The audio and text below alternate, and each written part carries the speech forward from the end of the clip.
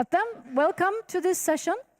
We will be talking a bit about local examples again and see what we can do at the local level. And our first speaker is Fredrik Åkesson, who has been working a lot with GE Waters and looking at future-proofing of the Stockholm water treatment systems. Please, welcome. Thank you very much for that introduction.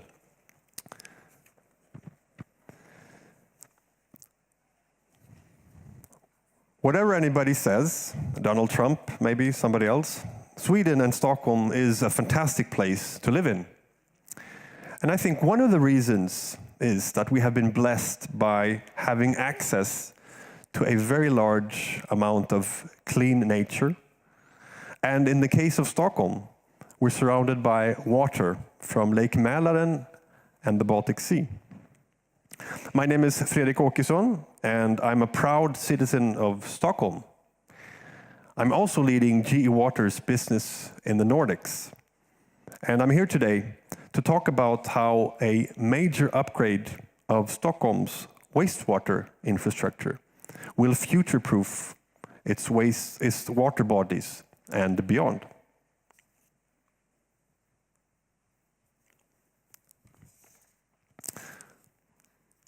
I think most of you recognize this city landmark, the City Hall. The photo here was taken in the early 1900s. And what you may not realize is that the surrounding water was heavily polluted, and there was even a ban to swim in it. The ban was cleared in 1976, and to celebrate, a swimming competition was started, which is still running today. The water would never have become clean without the decision from city leadership to invest in new infrastructure and new technology. New treatment plants were built and discharge restrictions were implemented. So if you fast forward to today, I can see several parallels to the current situation, however, at a much larger scale.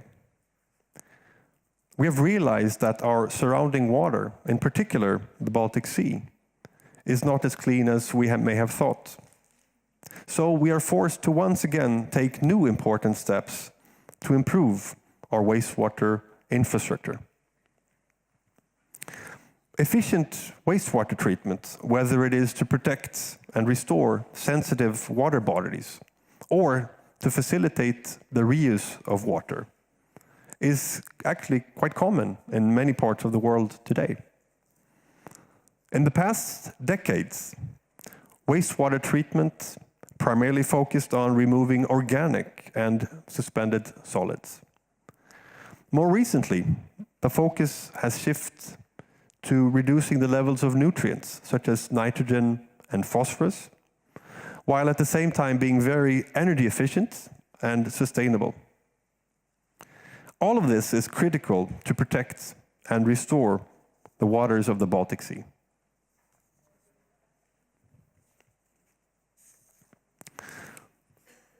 Stockholm is today one of Europe's fastest growing cities. It's increasing at a rate of 1 bus load with new citizens each day. Obviously, there are many implications for the city with this enormous growth rate. Maybe not as obvious as the very visible constraints in housing and transportation, the water and wastewater system must also cope with this very rapid population growth.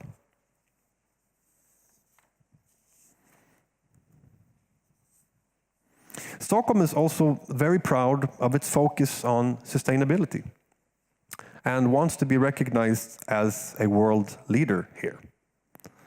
Sweden, as everybody knows here today, I think, has recently made the commitments to the Baltic Sea Action Plan and the Water Directive from EU, which calls for more stringent discharge requirements. So if you take these two key drivers into consideration, the fast growth of the population and the strict requirements, Stockholm made the conclusion that they needed to make a complete overhaul of its existing wastewater treatment system.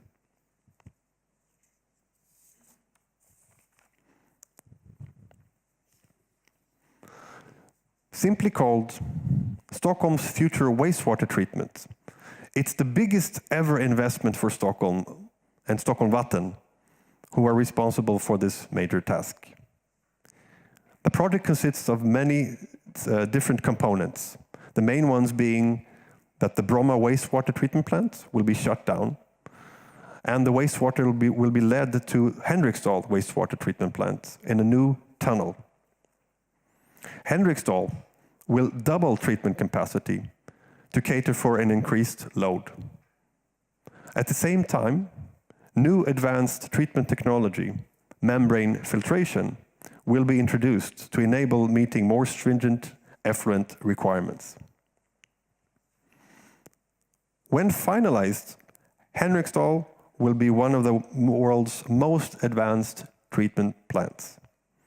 In addition, it will also be prepared for expected future requirements regarding removal of pharmaceuticals and other micropollutants, which we heard about earlier today in another parallel session.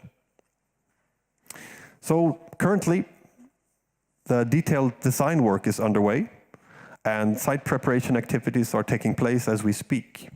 The commissioning of the membrane system will be done in 4 different phases between 2018 and 2026.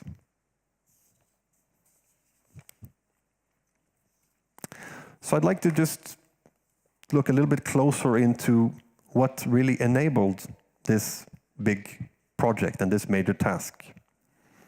And I'd say one of the key enablers of the project is the introduction of the membrane filtration. In essence, this means installing an absolute barrier resulting in ultra-clean water which is discharged from Henriksdal. The membrane bioreactor, or MBR, combines several treatment steps into one compact step.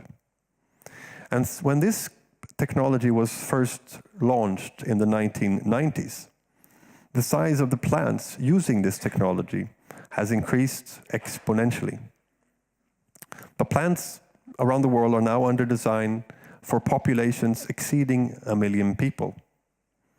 Henriksdal is the largest MBR in the world under design, which will have a peak flow of 864,000 cubic meters per day.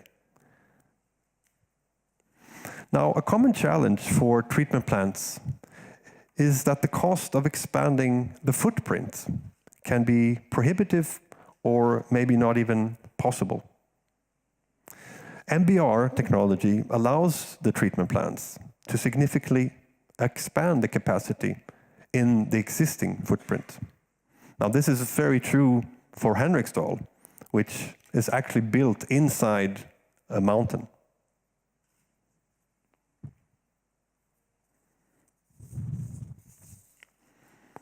So, Stockholm chose MBR technology for the renovation of Henriksdal. The key decision factors were that it enables more wastewater treatment in a smaller area, the outgoing water will be much cleaner than today, and that it can be achieved in a very reliable and cost-efficient manner, even compared to other conventional treatment methods.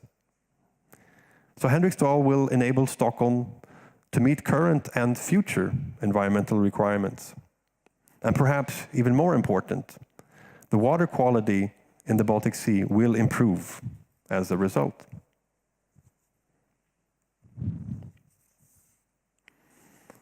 So, still, the Baltic Sea is in a bad shape today, but I'm hopeful.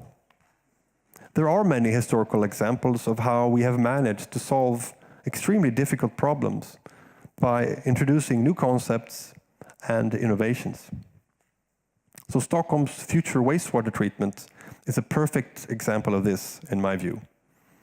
But a lot more needs to be done. And I'm convinced that together we can create a sustainable future for the Baltic Sea.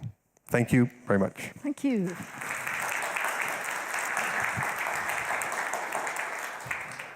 Thank you ever so much. Fascinating. How was it possible to make the decision of making this investment? And we're again talking about an expensive project, of course. What would you say were the driving forces that made the politicians and others take this pretty brave decision, actually? So I can answer what I personally think, and the actual answer should come from Stockholm City. I don't know if we have anybody from Stockholm here today. I think, yes, I agree that it's a rather large investment. However, if you compare, I mean, what should water cost? What should clean water cost? What should clean nature cost? I saw an example from somebody working at Stockholm Vatten who were responsible for this major project. They made a comparison of what one bottle of 33 centiliters clean water at 7-Eleven costs compared to the same amount from your tap in your house. And it was just incredibly much more expensive. So yes, it costs, but at the same time, what are we prepared to pay for having a clean water and a clean environment? I agree. I'm happy to see this being done. Can I, before I let the audience in here, can I ask a final question? You mentioned also that you are preparing for another cleaning step that we've been talking about in one of the parallel sessions. What was the reason for not adding this on now? Well, that's again probably a question that Stockholm should answer, okay. but I think they were smart because this technology that we will introduce here quite easily can be upgraded to include this removal of pharmaceuticals and micropollutants. Yeah, so like I think they were. It's like Linköping, similar technology, not exactly the same. So I think it is future-proof in that sense that they can quite easily add the next step in the future when they wish. Okay, great. Questions from the audience, maybe? No. Okay, then we'll say thank you very much, and we'll move on.